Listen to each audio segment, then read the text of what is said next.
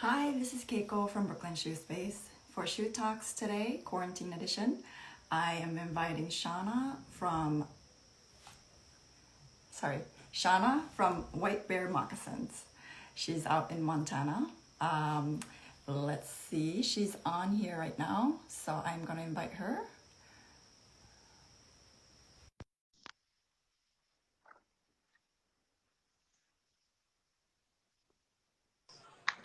Hello. Hey, Hi, how are you? I'm fantastic. How are you? Good. Thank you Yeah. for taking the time today. Oh, thanks for asking me. This is fun. Yeah. Yeah, it is really fun. So how's COVID been? Are you still working? Do you have access to your workshop? What's your situation? So, I work out of a cobbler shop downtown Mm, Bozeman. And so this shop had to shut down. I fortunately was still able to come here and work on my moccasins. So I really didn't like slow down. I think the mm-hmm, orders stopped coming in for a good month, mm-hmm. which was fine. I was already backed up and behind, and so I You just got would time to come in here catch at up. night and I would just stitch away. But then I got really, I'm an extrovert, so I love the interaction with customers and my coworkers. So Mm-hmm, I went through kind of a dry spell. I got my inspiration kind of went down because I need. mm-hmm.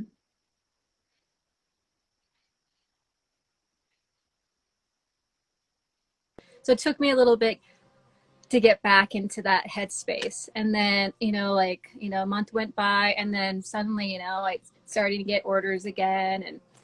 And Yeah. so the shop, eventually opened back up. And then, so Mm-hmm. it's been good, like That, Bozeman, Montana. I mean, if you've ever been to Montana, like, I haven't. That's one place oh, I want to visit. it's gorgeous. I So, I mean, bet the mountains are right there, yeah, you right? don't have to Oh, go very far to be away from everybody. I think right. people were naturally just social distancing Distancing. anyways because we Right. just want to get away from everybody. Right, So, right, right, right. Yeah, but tell us.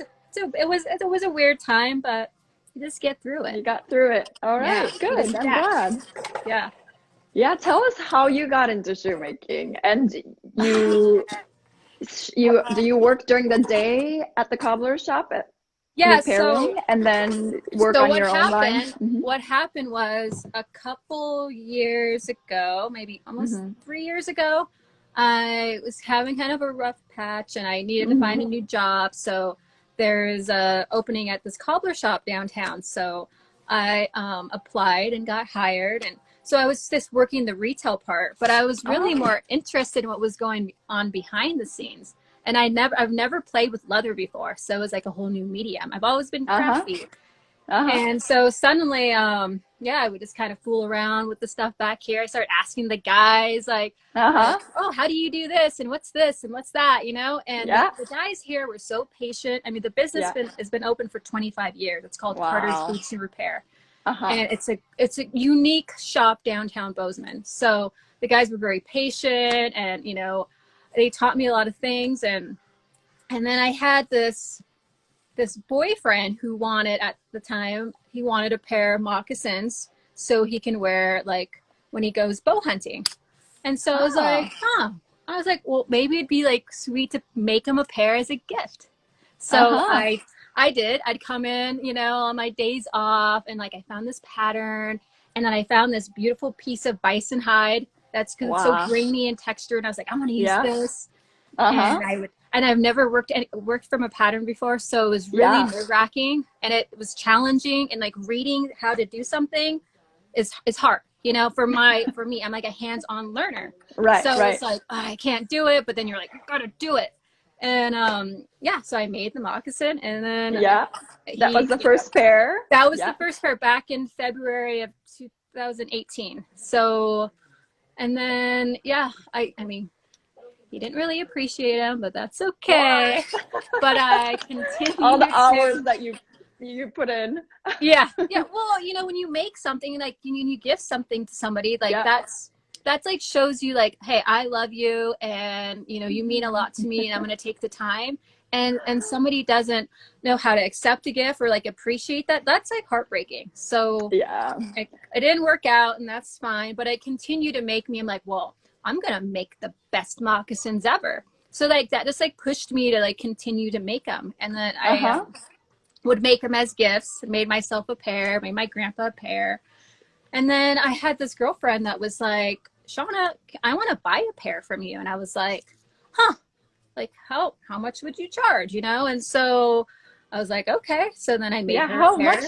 How much do you charge? So well, back then I think I just charged her like $200, you know? And then and I kind of learned how much, you know, work goes into it and like cost of material and all of that. Yeah. And back then, of course, it took me longer because I would like work a little bit here, and then I would take a break and then like work on it another day. So then another friend, you know, bought a pair, and it just turned into this whole thing. It grew. Yeah, it grew like a hobby and then I eventually start cutting back my hours at the shop. And then I just get excited about making moccasins. I like think about it. I'd be like, what can I do differently? Like, how can I do it better? And then I started trying to incorporate other types of material. And and the beautiful thing about custom is just like no two pairs are exactly the same. Right. And I love that. So I haven't gotten bored. Right. Yeah. I just thought, And then so now do you do fully the moccasins? Yeah, and then, so full time. I just rent a spot out of the shop now. I have my little, he built me a little workbench and a little area, and I've slowly like taken over little spots here and there, and then now I have like some window space where my stuff displayed. Yeah, nice. And so I'm like, let's do this. Let's do it full time. And like, you don't work at his shop anymore? I don't work for him anymore. No. It's all me. Wow, that's exciting. I mean, like, I'll still, if customers are in the store, I'll still like help them or answer questions or answer the phone. I mean, we're like a family, I can't. Yeah. I mean, it's like my security blanket. That's great. Like, aren't you work from home? And I'm like, I like being around them, Yes. I like that. You like the community there. Yeah, that's so great. Do you think you can show us your workshop area? Yeah, of course. So let's see here. Hang on. So this is my workbench here. Let's see. And it's kind of like I keep all of my stock moccasins. Here's all my leather down here. So I have quite the collection. Let me see. Ooh, Can you see it? Oh, let me just take my phone off this stand. Here. There you go. Yeah. So I have that. I mean, here's my coworker's workbench here. He's an awesome man. He has great style. And then we have, this is an area where we, dye leather, and this is the shoe stretcher here. Yeah. So this is helpful for me when I make moccasins. Sometimes people don't want to put in the work to like stretch them out. Yeah. So sometimes I'll just throw them on the stretcher. So that's helpful. And then we have the glue bench. So, it's a cobbler shop. So he does resoles and repairs. Yeah. And so here's the workbench here. It's complete chaos in here, but I absolutely love it. It's not chaotic at all. I feel like it's very organized. And then the sander, this guy here. Yeah. Do you use it too? I do use it. You do? I definitely use it. I use it when I'm putting a sole on the moccasin. Yeah. So I'll hang out at the side of the shop. This is the press here. So like you press. Yeah. I also use it for my logo too. Oh, okay. Yeah. Interesting. So yeah, you get the item wet, and then you just kind of put it, and then you press it down. And then you have the last. Yeah, lasting hole. Yeah. And then you have the buffing machines. I don't really use a whole lot of that. I kind of use this crepe wheel here if I get like glue residue. around the Yeah. moccasin. So sometimes I'll use that. Oh, that's great. You have a wheel you put Yeah. a crepe wheel. Yeah. That's So it's, great. yeah, it's right here. So you can Yeah. kind of, so I Yeah. use it sometimes. And then, yeah, these are just kind of all the repairs, Yeah. stuff like that in the So shop. you basically have access to all that. Yeah. I That do. is so nice. That is really nice. Oh yeah, oh, and the And then, sewing machine. This is the sewing machine. I fight with the sewing machine a lot. Like I'm a oh, hand stitcher, so yeah. this girl, I what do What is it? they Is it have a a, name can I for it. see? It's like an Is it a patcher? industrial. It's Oh, like it's a a patcher, patcher. yeah. Yes, So it's a it's patcher. made for repairing, not really Yeah. like shoemaking, but Right. I make it work. And the only time I really use it if I'm using like adding like wool and lining the inside, then I have to like to stitch it. Right. Or like the cuff sometimes. So I'll use that sewing machine. There's a few others. There's this one over here too.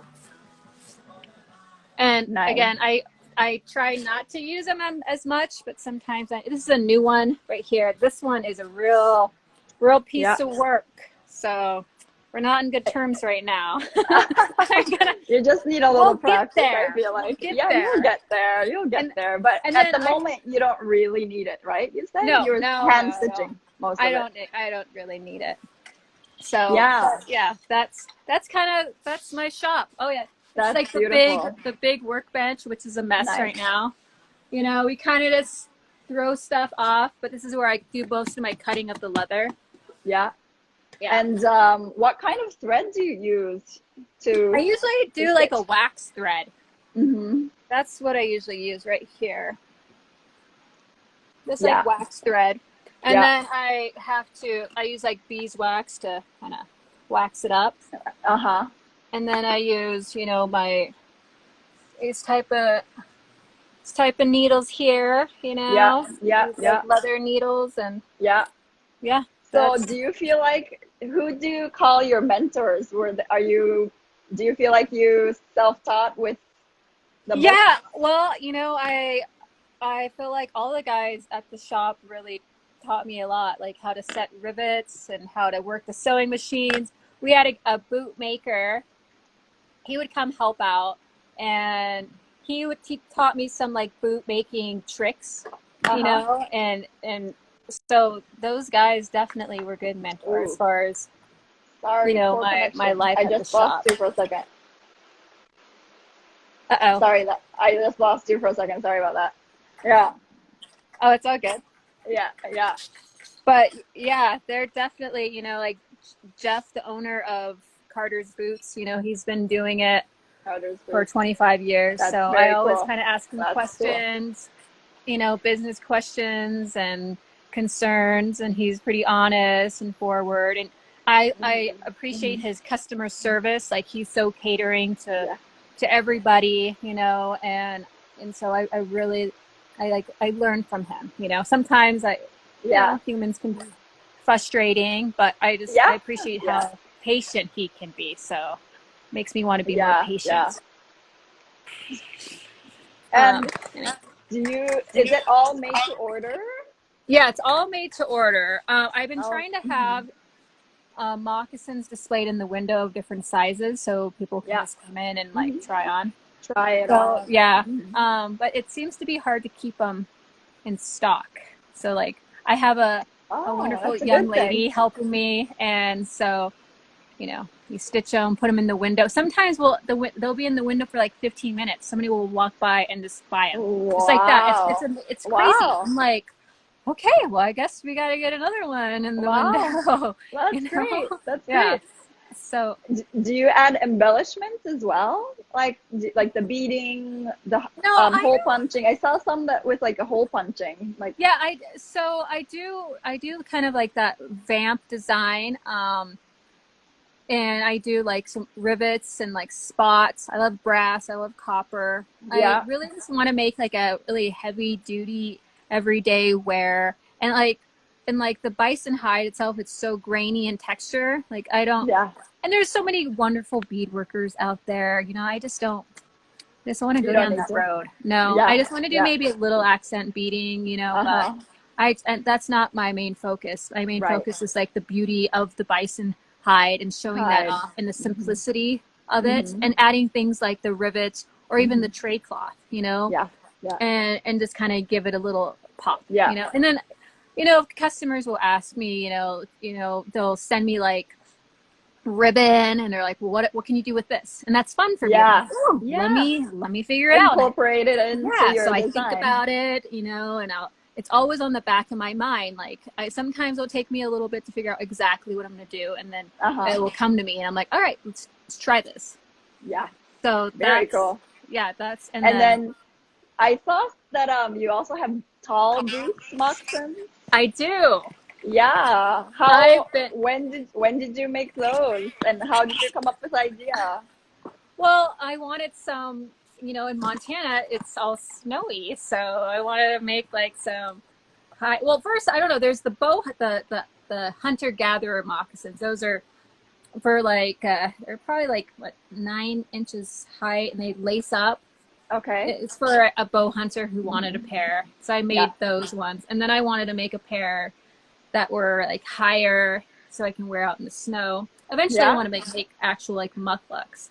So I just kind Mm-hmm. of dabbled with a pattern and just was like, all right, let's see what happens. And Yeah. so I'm really excited for the winter time because I'm going to make a sweet pair of mucklucks.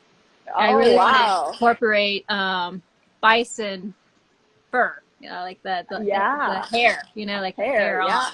Yeah. Yeah. So we'll see. Where Let's do see you what I come get up with. leather? Is it locally sourced? So I have a few different sources, and actually one of my sources, the company is based down in California, but they actually get the leather out here Oh, from. funny. It was funny because I started asking him all these questions, and I was like, where do you get leather from? And I'm asking, he's like, well, actually, we get it out where you're from. I'm like, oh yeah. I'm like, well.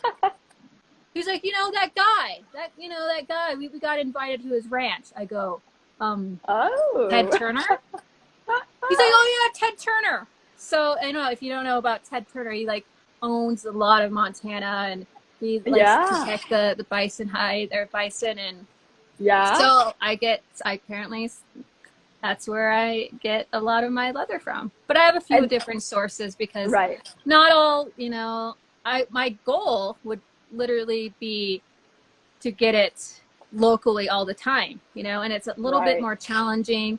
And I have a friend who has a bison ranch out here, and we've talked about it. We just have to finding a tanner, finding all that stuff becomes challenging. But that's like definitely a goal of mine. Like, yes, local. Very cool. I mean, I've had a customer trade me some local bison hide. So when it comes in, like, I'm like, all right, let's negotiate something. So when I can find it, I can get it.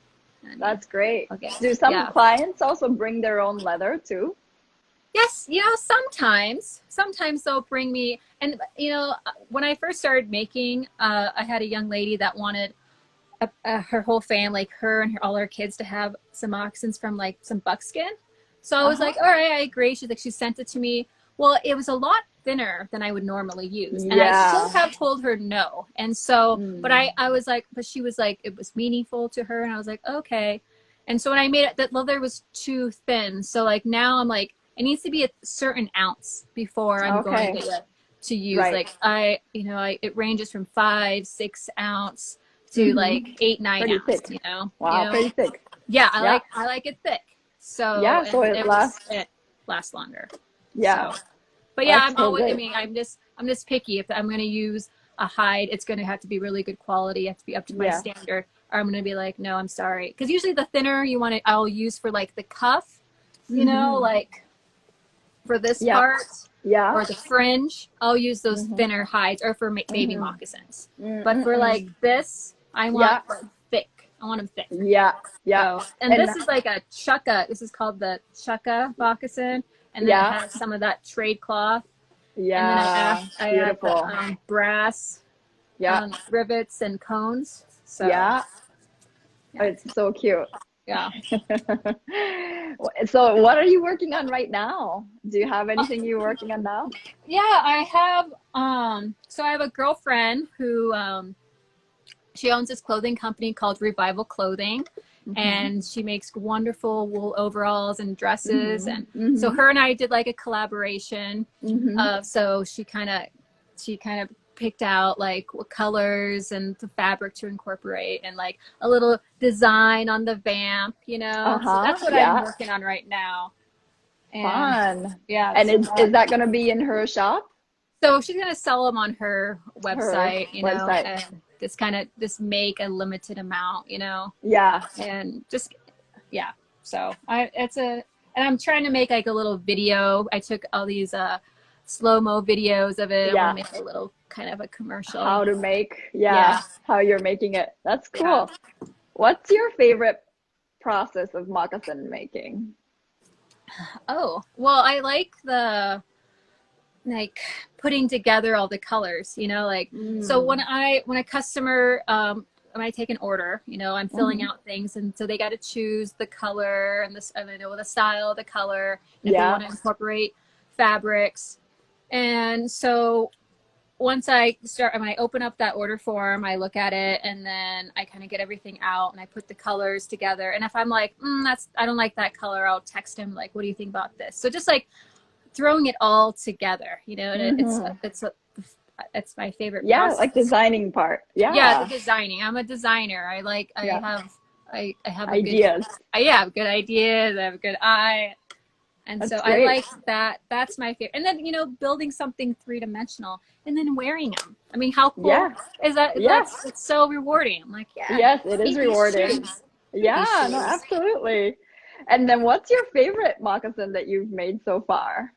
Ooh. Well, I actually just made these incredible chukka moccasins that I added the elk teeth to this recently. I saw that. It's beautiful. That was, I mean, they're all my, you know, like there's ones I'm like, different, I these attachments stories. to this, but that one was so much fun because she had sent me these elk teeth and was like, can you incorporate with these? And I've been wanting to, because I have a set of my own, and I wasn't sure what I wanted to do. So I was, you know, I would think about it. I'm like, well, I want them to be able to stay on, you know, and so then it came to me, and putting it together, I was like, they turned out exactly how I wanted them, and I was pleased. So that right now, like those are my favorite. Yeah.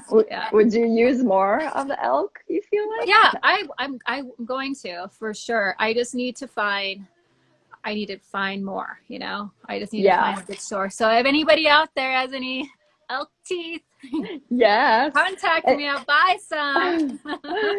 And I also saw that you also have an assistant, or I do. Yeah, you want to meet her? Oh, is she still in the shop? Yeah, that's Maria. Oh, that's so I'm great. working on a pair right now, a men's pair.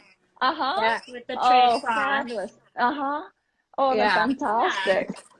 So when did she come on? Like how did we've known each other for about 7 years now, and we were part of this little indigenous artist group. I don't know what to call it, and we would do fashion shows, and she was she modeled and I modeled, and we just kind of, and she's a lot younger than me, but I adored her, and then we just became friends, and then she's really crafty too, and I think last year I was like, hey, you should make your own pair of moccasins. So she made her own pair, and then she would come in and kind of sporadically help me here and there. And then back in, I think, was it March? Yeah, I was doing this. I kind of did this collaboration with B Yellowtail, and so I had to make 4 pairs at the same time, and so she helped me out with that. And then now I'm just like, come on, girl. That's Be part of my team. You know? So you can make more. Yeah, that's great. Official. I want her to be, she has the skill, she just have to just do it more, So she can be my full-time employee one day. Yes. That's the goal. And do you do you also sell on your website, Instagram? Like, So how do you? I have a website up. It's, you know, that's a thing I did during quarantine. I was like, all right, fine, I'll do my website. And I'm not a professional like website builder, but you it's did not. it. So I did it. So I have everything listed, but it's you can't just order off of it. So you have to kind of work a little bit hard. So people have to email me, so then I can, you know, email them pictures of my current hides and fabric. So that part isn't set up. I need to figure that out. I just haven't done that yet. I feel like it seems like you like the process of communication with the client or the customer. It's more, I like that way better. I just have a hard time. I want to call people. I want to talk to them. I want to get to know them. You know, sometimes conversations can last for an hour. You know, like that's just who I am. And I think, and I'm always afraid, like with the website, they just go click, click, click, and you know, you don't get that whole connection. So, and you don't know the person who's buying it, even though we're working with, and so that's why it takes. If someone really wants a pair, they're gonna go through the trouble to get in contact with me. You know. And those are the people. Those are the customers I want to work with. That you want to work with. Yeah, that's great. Yeah. Do they always measure their feet and trace their feet? I usually get like an outline of their feet, you know, like I have your basic size patterns. And so, you know, I don't really do made to measure. Like I will get someone's outline and I'll kind of see like if they have two different size feet, you know, of course, you know, but everyone, so like I'll alter a pattern if they have like really wide feet, or, you know, like I kind of like, well, you know, like alter it a little bit, but for the most part, you know, the cool thing about moccasins, they'll get it's soft. They'll get some, you know. I've only had to remake like I think 3 pairs. You know, it happens, you know. I'm not perfect, so sometimes I have to remake, and that's okay. You know, I'm like, all right, I learn. So have the threads ever come undone? Have you ever had to repair? That's usually the first thing that will come undone first. If someone like walks, you know, like on their back, you know, it's on their back heel, you know, and it will, you know, wear down faster. The thread, So, you know, I've done repair. Oop. Sorry, hold on. I just lost you again. Sorry, I lost you. Sorry, I lost you. So you do repairs. So, you know, sometimes. Like the I've done a few things where people kind of walk on that part. I will I'll free sole, and free sole is like this polyurethane like substance, and then I'll just kind of put it on there, you know, to kind of help reduce that. But or, you know, or just stitch it back up. I always encourage people to you use like beeswax to kind of condition those threads, you know, because sometimes they'll dry out.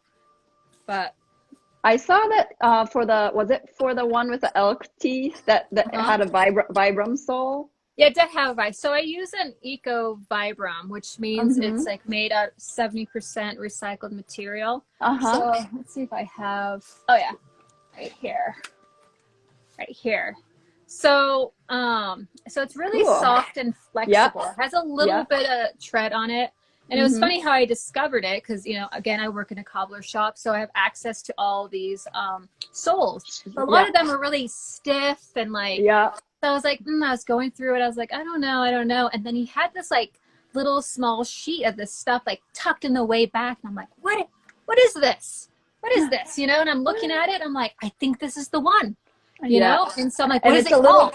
It's a little pebbled, right? Yeah, no, it's like little pebbly. Yeah. And so we had to look it up, because I was like, well, what is it called? He's like, I don't know. And so, and it was called Vibram has it. Wow, that's great. Or Vibram. I don't know. It's Vibram. They say Vibram. Well, I said that to my boss. I'm like, I think it's Vibram. And he's all like, Vibram. I was like, Americans say Vibram. Vibram, whatever. Italians, I think they say Vibram. Or whatever. I have no idea. Actually. So that's, you know, the thing with the when you glue leather to rubber, you know, in time, and I always let people know, and I don't stitch on the rubber onto them. I just don't want to add additional holes to the moccasin. You know, I may eventually one day figure out a perfect way. I mean, I've seen how other people have done it. Yeah. So until then, I'm just kind of gluing it on, and then you know, like if it kind of pulls back, you know, like send it back to me, or you know, I always encourage it. You can do it yourself. It's, you know, it's an easy process, but not everybody wants to or has the time or the, you know, patience equipment or so I'm like, all right, just send it back. I'll fix it up. So that's so great. Do you have a motto, a mantra that you live by? You know, I was thinking about this, like what do I live by? I don't know. I just want to work really hard, you know, like just I don't want to send out a moccasin that I wouldn't wear, you know. I want to just make really good products, and I've had to, you know, if I make something and it doesn't look right, I'll take it apart. I just fought with a moccasin the other day because I just took it apart, put it back together, and took it apart. And like, if it doesn't, I'm not going to wear it. What do you think was like the issue when you have to like take it apart? Is it like the thickness of the leather? Sometimes the hide, there'll be parts of the hide that you get weak spots, you know, like when you have a full hide, you know, you start using the best parts of it. And then and you get towards the end and you're like, and there's a reason why you didn't use this part, but then you still want to use it. You're like, I want to use it. And then you like go against your best judgment and use it. And then you have a whole problem with it. And so then you like struggle, then you want to force. And so then, you know, you have to get it wet. And I put a last in it. And I take a hammer to it. I'm like, we're going to work it out. We're going to do this together. And then, sometimes I just be like, all right, I gotta order another hide, maybe use it for something else. So I mean, it happens. No hide is perfect, and that's okay. I get it. That's why we love it. Uniqueness, right? Oh yeah. So I forgot to ask you while you were doing the tour, but what's the favorite tool that you can't live without? Tool or even a machine equipment? I really like the press. The press is great. I like how it can, you know, it stamps my logo on my stuff. When I make the baby moccasins, I can stamp the different animal stamps. When I do the Vibram sole, it helps press the sole on. I really like that. I mean, all of them in their own little way. I mean, I love them, you know.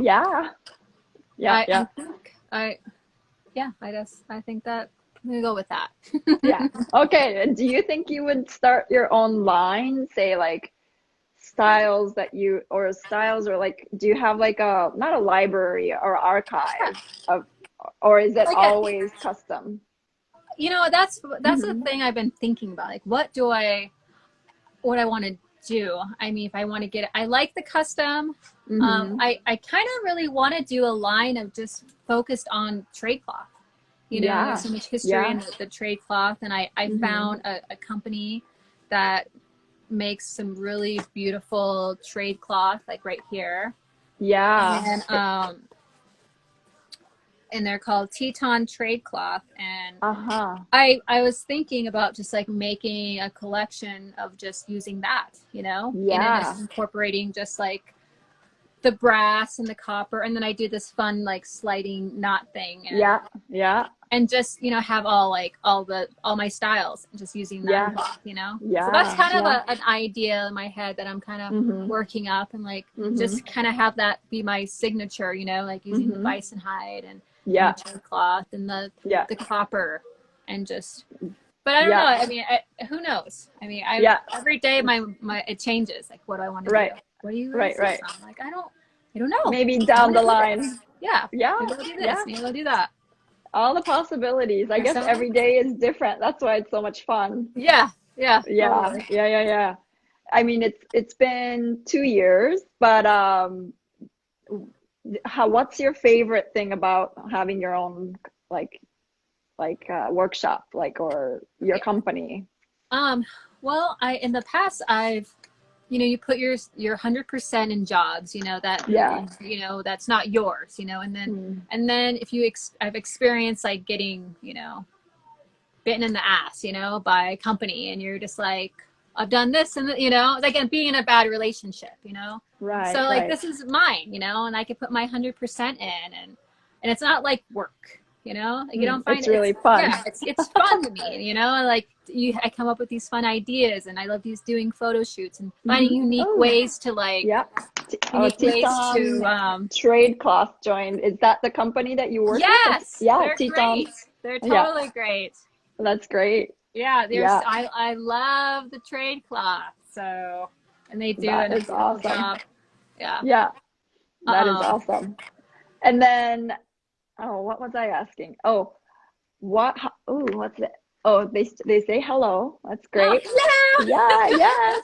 We love the colors. Yeah, it's really great. Yeah. I was wondering how big of a fabric it comes in. So like, can you get them smaller? Let me find. I have it hidden.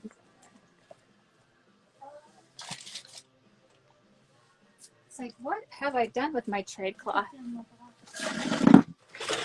See, I have like a million boxes with supplies. Yeah, like box and a box and a box. No, I think it's in this tub.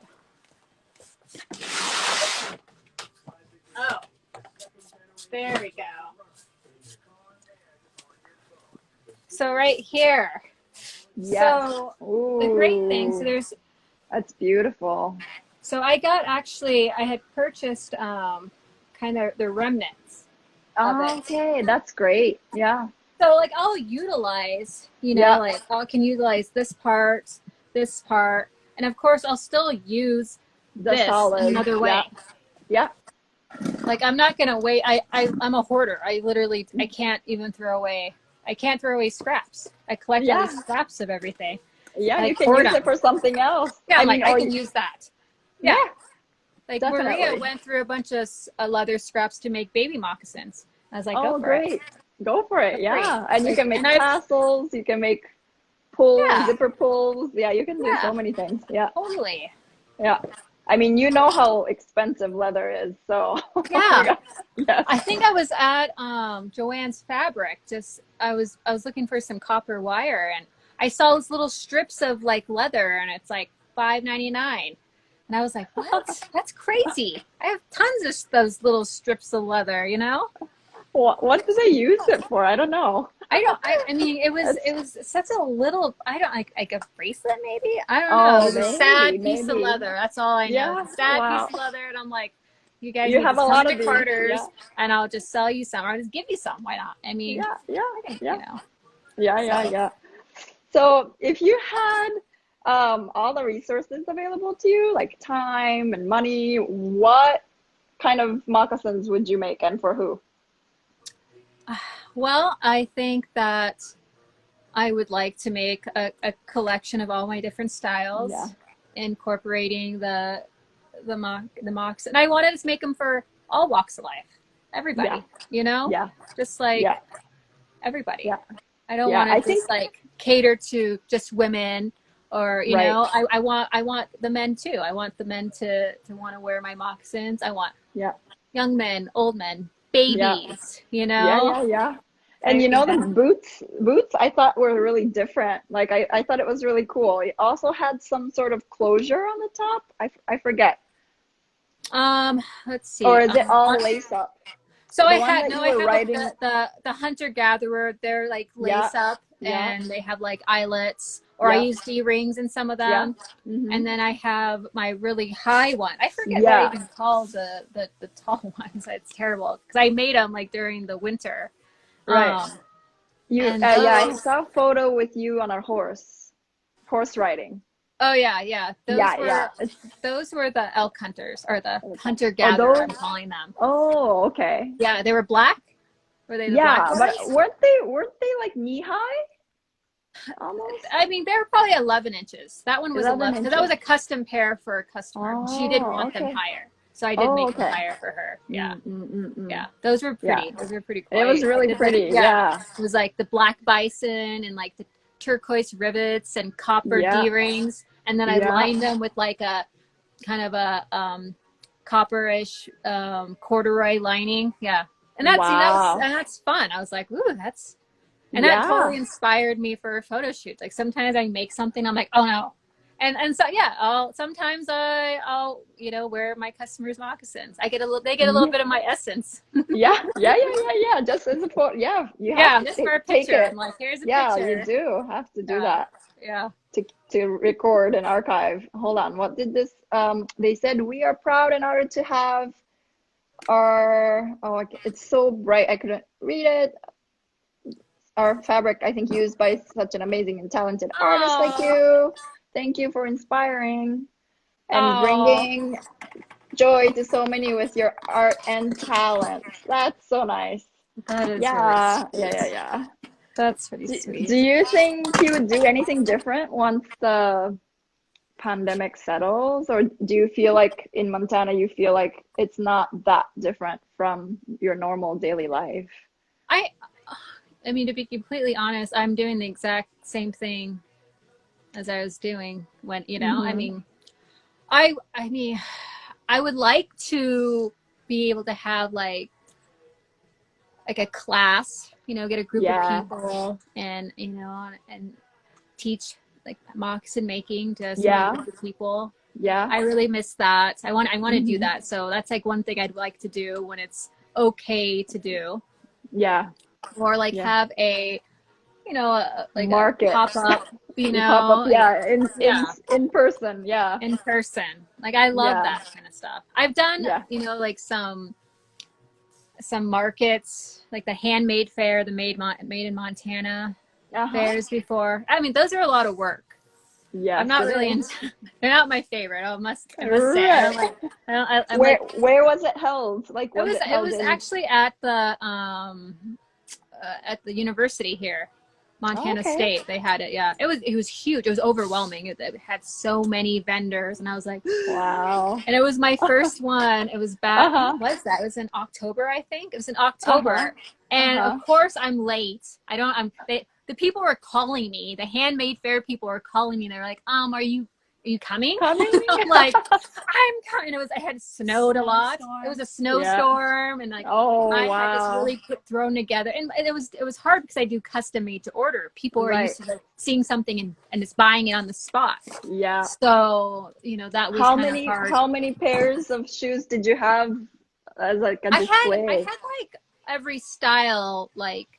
I maybe only a few pair to actually buy on the spot, but I was mainly just doing custom orders, Yeah. But then I had some followers that were like, they knew that I was there, and they had a list, like, I already know what I want. So that was really cool. That's great. People kind of walk by and they're just like picking up random stuff off my little bench. They're like, what is this? What is this? Yeah. What do you got going on here? I'm like, I just make shoes, not a big deal. And then you measure the people's feet on the spot? Yeah, I would just take orders. Yeah, and it was cool just because it was in town. Like I didn't have to, but I did one in Missoula too. And it's a lot of work. You have to haul everything. Travel. Travel and you got to put yourself. Sometimes people don't talk to you, and there's like that anxiety of like, So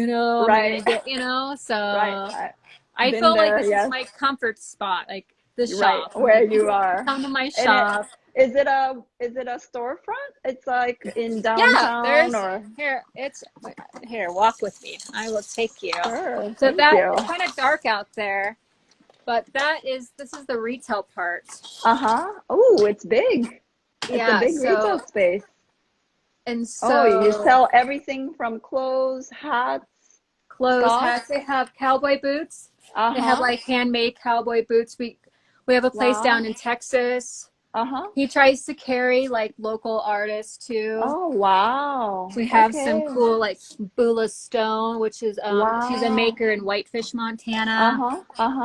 And then we have like the downtown. I know a few boot makers and shoemakers in Whitefish. Yeah, I've been in contact with one. Is it the Matt Taylor leather? Yeah. Yeah, Yeah, Milan. totally. Milan. I want to meet him. Like, I want to come Yeah. out to Whitefish and meet you. Yeah. So, Oh, that's so great. How far is that? what is it? How far? Is it like 5 hours? Whoa. 4 or 5 hours, maybe? I have some friends that live out there, so. Oh, okay. So maybe you can make make it road into. trip. Oh, Yeah. yeah. And there's actually another person he says he's like 10 minutes away from. She also used to live in New York and made shoes, and she moved out there. Oh, yeah? Like, yeah, and she has a workshop there too. Ooh, what's her name? Yeah, her name is Charlotte. She's not on Instagram, so I can't interview her, but I'm gonna try. It paused for a second. Yeah, so where do you want to be in like 3, 5, 10 years?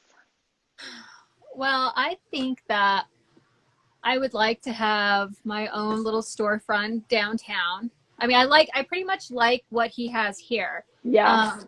Unfortunately, he's gonna be this location sold.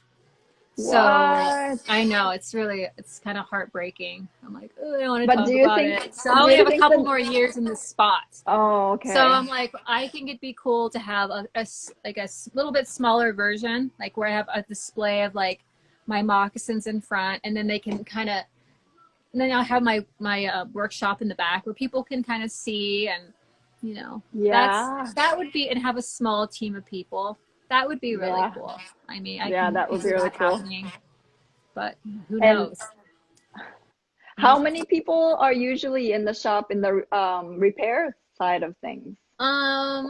During the day. So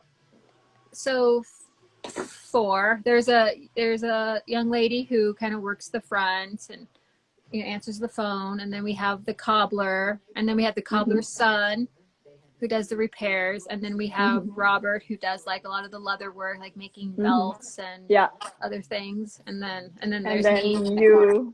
Yeah. But that's it. It's a small crew. It's a good one. Yeah. How often does your remind me her name again? Often does she come? Maria. How often does Maria come? I don't know, it's like a couple times a week, Nice. It kind of varies. It's kind of all over the place. I'm just kind of like, hey, you want to come in? Or she'll shoot me a text like, you want me to come in tonight? And I'm like, sure. Yeah. So there's no set schedule. We like our freedom, Yeah. I don't want to fool anybody. I don't like to be like, Right. No, I get it. How would you create a new style as well, or do you feel like you're like set with a few that you have and you want to keep it going? I'm pretty comfortable of what I already have. Like when people ask me to do a whole new pattern, and there was one person I was like, oh sure, but then that takes so much of your time, and as a kind of a perfectionist, you don't want to make a product and like they wear, I don't know, so I've said no, but there's other, sometimes I want to make sandals, and I want to there's other things I want to make, and I probably will. Absolutely will. We'll see what I do. I've actually dabbled in making like a corset belt, holster belt. Like a harness. It's like, so I'll dabble with things, because I want, I'm like, make something different. But then I don't know if I'm like, selling them. I don't know, Right. You do it for your own enjoyment. Yeah. But I mean, I don't know. It'd be kind of cool to have like my own little collection of like belts and moccasins. Right. And, design some boots. Why not? I don't know. Yeah. Do you wear your moccasins every day? No, I don't actually wear my moccasins. I usually I like to wear cowboy boots in the shop, especially if I'm standing all day. Right. And then I'll usually take my cowboy boots off at the end of the night, put my moccasins on if I'm like, stitching. But standing in these hard floors all day. Yeah, I need a little bit more support. But I wear them when I'm like off of work, like in the woods. Right. Do you think you would ever get into Western like cowboy boot making? I've been wanting to. So when I have the boot maker, because he would make up on his boots and stuff, and I would watch him. And now that's a lot of work. It's Yes, like it so is. much work. And he actually moved to California, so I'm kind of bummed out because my goal was to like work with him. So to kind of, I mean, I want to. I mean, I want to make myself my own pair of cowboy boots. Why not? Yeah, if you wear them every day, why not? I mean, why not? I mean, they're great. Yeah. But I guess one thing at a time. I think. Right. I mean, I can only, I'm like, as an art, you're like, oh, make this and this and this. Yeah. And then you're next, it's like 1 o'clock in the morning in the shop, and you're like, I need to drink water. Have I eaten anything? Yeah. Like I blacked out for like 4 hours. I don't know what happened. Yeah. No, totally. Yeah. No, one thing at a time. You're doing really great. Yeah. You're doing so great with moccasins, and you got to get that going, you know? Yeah. Keep that up. Keep that going. Yes, definitely. Oh, I love it. I'm so thankful you took so much time today. Well, thank you. Yeah, and I look forward to seeing what comes out next. Well, thank you so much. This has been awesome. I was nervous. I was like, going live? I don't know. But you make it really comfortable, you know? Oh, yeah. Oh, good. Yeah, I'm glad. really, I'm really glad. So, thank you so much for asking. Yeah. No, thanks for being on with me. All right. Yeah. I'll see you on Instagram, and I'll keep on following your journey. So thank you so much for taking the time. You're welcome. Thank you. Bye. Bye, Shauna.